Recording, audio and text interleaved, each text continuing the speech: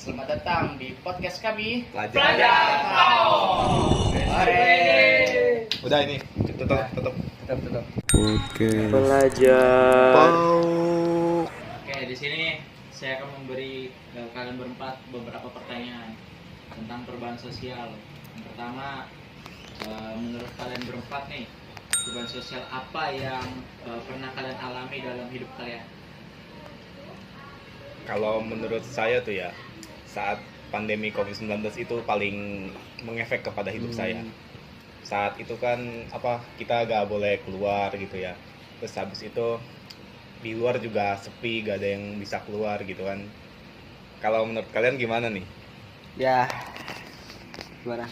Kalau dari saya sih signifikannya dari COVID juga, sama yang awalnya baby saya kayak mirip Prey gini, sampai bentukan udah kayak Dwika gini nih.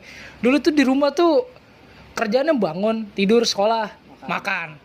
Bangun, tidur, sekolah, makan. Udah akhirnya baby saya sampai begini, wah udah kayak bayi Mac lah.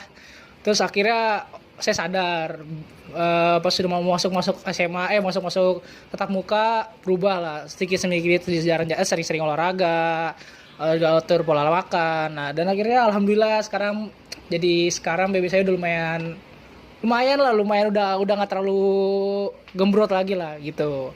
Kira-kira gimana dari kalian berdua nih? Belum ngomong nih. Udah. Menurut saya sih ya begitu, dari pandemi COVID-19 kan di rumah terus nih. Bener sih kata Abel.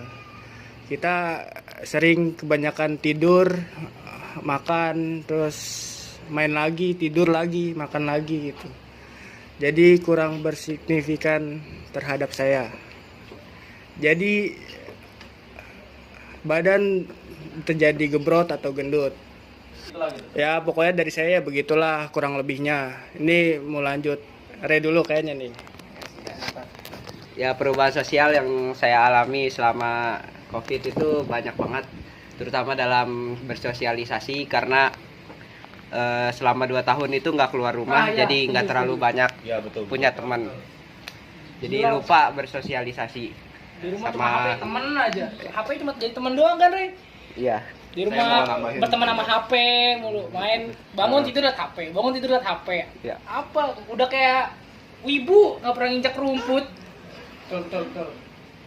Saya mau nambahin mungkin ya. Jadi itu kan COVID ya tadi. Saya juga mau nambahin dari pengalaman pribadi saya. Saat itu kan saya habis COVID itu bersekolah di Bogor ya.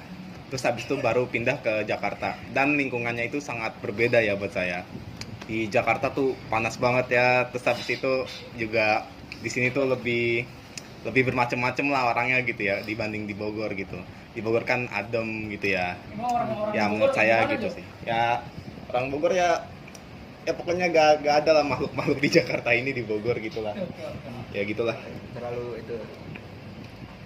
Lanjut next question. Next question. Oke, terima kasih udah menjawab pertanyaan pertama. Lanjut ya, pertanyaan kedua. Pertanyaan kedua, bagaimana teknologi khususnya media sosial mengubah cara kalian berkomunikasi dan berinteraksi? Apakah perubahannya lebih banyak positif atau negatif? Oke, saya berikan kesepuhnya ya. Menurut saya ada sisi positif dan negatifnya sih. Tapi dari pengalaman pribadi saya lebih banyak ke negatifnya ya. Soalnya dari awal-awal saya nggak kenal internet ini, saya bener-bener cuma orang yang polos, nggak tahu apa-apa. Semenjak kenal internet, wah udah tahu macam-macam konten, entah rasis, atau orang yang nggak bisa beretika di sosial medianya, ketika nggak bisa dijaga. Dan menurut saya kalau untuk sosial media ini lebih baik dipegang untuk anak-anak daripada dipegang sama orang yang lebih dewasa lah ya. Yang udah punya KTP gitu. Menurut saya lebih baik begitu. Dan juga ada sisi positifnya juga untuk komunikasi ya. Kita sekarang zaman udah modern lah. Masa kita mah misalnya sekarang komunikasi menggunakan telepon kabel, telepon koin kan udah nggak bisa kan. Sekarang kan otomatis, jadi kita mau bagaimanapun harus menggunakan handphone untuk bisa komunikasi lewat WA, dan tinggal chattingan, terus tinggal kangen tinggal video call, tinggal telepon. Cuman dari kelebihannya itu ada satu hal yang harus dijaga, itu adalah pengawasan. Nah, menurut saya sih itu aja sih. Coba dari Kenzo ada. Saya cukup setuju ya. Ya meskipun teknologi itu banyak dampak buruknya, tapi kita juga tetap harus beradaptasi dengan zaman. Saat ini kan pekerjaan dan lain-lain sudah banyak yang menggunakan teknologi ya. Kalau kita tidak menggunakan teknologi, justru kita akan tertinggal. Yep, Ya. betul sekali. Oke, pertanyaan berikutnya. Oke, sudah terjawab pertanyaan kedua. Lanjut ya ke pertanyaan ketiga. Pertanyaan ketiga itu, jika kalian bisa memprediksi satu perubahan sosial besar yang akan terjadi dalam 10 tahun ke depan, perubahan apa itu dan mengapa? Buat saya pribadi ya, saya sedikit takut akan masa depan yang akan terjadi mungkin ya. Kayak sekarang negara-negara adidaya sedang berkumpul gitu ya. Terus habis itu mungkin akan terjadi perang ya di sekitar 10 tahun ke depan mungkin. Saya takut negara kita akan mungkin terbawa dalam perang itu ya. Ada pendapat lain kah? Jadi ada perang sekutu kan? Iya. Dalam 10 tahun ke depan. Mungkin buat negara kita ini ya, kalau dalam 10 tahun ke depan nggak ada perubahan sama sekali, Indonesia bakal makin gawat. Bukan Indonesia emas, malah makin Indonesia cemas. Betul. Bahaya sih itu. Question. Sebutkan satu hal kecil yang Anda lakukan dalam kehidupan sehari-hari yang menurut Anda merupakan bagian dari perubahan sosial yang lebih besar. Jadi kayak misal kalian nih lebih disiplin, tapi kalian tahu nih bahwa kalau disiplin di kedepannya itu akan berguna sekali. Kayak misal di TNI atau di polisi itu kan sangat berguna. Mungkin buat saya itu kayak seperti berolahraga ya. Terus habis itu mungkin tidur tepat waktu gitu ya. Kan berolahraga juga bukan hanya membentuk fisik tapi juga membentuk disiplin. Kita harus setiap hari disiplin untuk sakit-sakitan mati badan gitu mungkin ya. Terus mungkin di depannya akan membantu saya dalam karir dan hal-hal lainnya gitu juga. Buat kalian gimana? Ya, saya banyak sekali punya pengalaman dalam berenang. Itu saya disiplin selama 1 tahun. Dan itu memberikan banyak perubahan pada diri saya sendiri, utamanya dalam fisik. Kalau dari Ray kan tadi olahraganya dengan berenang ya. Kalau saya udah cukup kenal baik dengan olahraga basket. Saya main basket itu sudah dari SMP dah. Saya dari olahraga basket ini banyak banget kok saya menggunakan konsisten gitu. Saya konsisten hampir setiap hari latihan, hampir latihan fisik setiap hari. Dan juga dari olahraga basket ini saya jadi tahu namanya kerja sama tim. Nah, kerja sama tim ini sangat penting banget untuk semua orang, untuk di semua golongan, mau muda, tua, atau remaja, mau di organisasi pun juga sama. Kita benar-benar butuh kerja sama tim. Nah, makanya saya menurut saya konsisten dalam hal ini bukan hal yang percuma-cuma sih. Oke, gimana Dik? Kalau dari kehidupan saya ya, mungkin dulu pernah saya ada kegiatan dikit-dikit, walaupun begitu. Dulu SMP pernah ada ngikut-ngikut bapak dari basket, juga pernah ikut dari badminton, juga pernah ikut bola, juga pernah ikut. Dulu juga saya kurang disiplin, kurang adaptasi, kurang organisasi juga. Terus mulai lama kelamaan dari SMP SMA udah tertarik dengan ini, harus disiplin lagi. Disiplin lagi dari diri saya sendiri. Mungkin dari saya itu cukup. Lanjut mungkin Pertanyaan selanjutnya. Oke, lanjut ya ke pertanyaan selanjutnya. Jadi pertanyaan selanjutnya itu, menurut kalian berempat, apakah perubahan sosial itu selalu menuju ke arah yang baik? Atau apakah ada perubahan yang justru membawa dampak negatif? Tentu saja perubahan sosial itu gak selalu positif ya.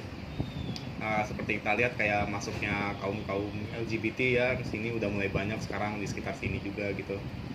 Jadi meskipun ada perubahan baik kayak teknologi AI yang bisa bantu kita belajar gitu, tapi ya tetap saja perubahan itu ada baik dan ada buruknya juga, jadi gak selamanya baik gitu. Buat kalian kayak gimana? Ya, perubahan sosial nggak selalu positif, itu benar. Karena dengan penyebaran informasi yang sangat cepat ini, penyebaran hoax jadi makin merajalela. Iya, banyak juga. Banyak banget penggiringan opini. Apalagi zaman Sama- sekarang kan, di zaman demo ini makin banyak lagi provokator yang bertebaran. Ya, waktu itu contoh tuh dari maksud itu perubahan sosial yang menurut saya buruk. Dika, Apakah ada pendapat? Oke, nggak ada. pertanyaan selanjutnya. Pertanyaan selanjutnya. Oke. Pertanyaan selanjutnya, dalam konteks globalisasi, bagaimana budaya populer dari Eropa dapat memicu perubahan sosial di Indonesia? Jadi seperti kita lihat ya, globalisasi itu kan kayak ngenalin kita ke budaya-budaya lain juga gitu, terus ngenalin budaya kita ke budaya lain juga. Tapi kan kadang budaya kita tuh serasa tergantikan gitu ya, makanya kita tuh sebagai generasi muda harus melestarikan budaya kita gitu.